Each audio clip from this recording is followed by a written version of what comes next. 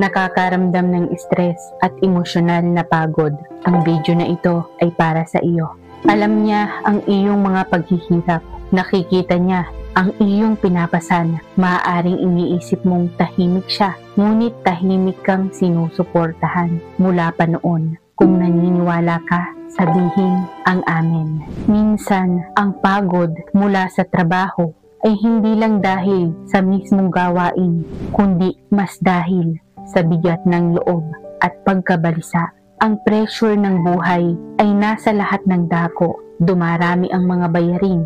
Inuubos ng gawaing bahay ang iyong oras. Iniintindi ang edukasyon ng iyong mga anak, ang kalusugan ng iyong mga minamahal sa buhay. Ang pag-aalala sa hinaharap ay madalas na hindi ka pinapatulog sa gabi. Nagsusumikap ka, ngunit pakiramdam mo'y mahaba pa ang landas, puno ng paghihirap, para bang pinipigilan ka ng buhay.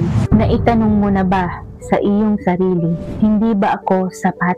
Narinig ba ng Diyos ang aking panalangin? Kung siya ay umiiral, bakit sobra pa rin akong nahihirapan? Kaibigan, hindi ka nag-iisa. Kapag lubos kang napapagod, ang Diyos ang ating lakas at handang umalalay kahit sa anumang oras. Awit 46:1.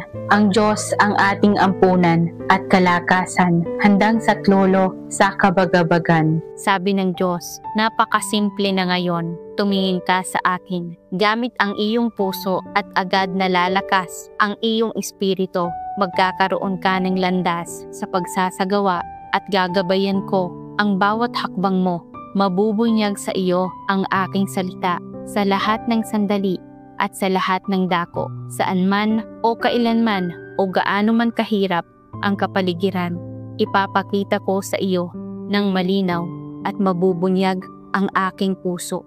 Kung titingin ka sa akin gamit ang iyong puso, sa ganitong paraan ay matatakbo mo ang landas sa unahan at hinding-hindi ka maliligaw.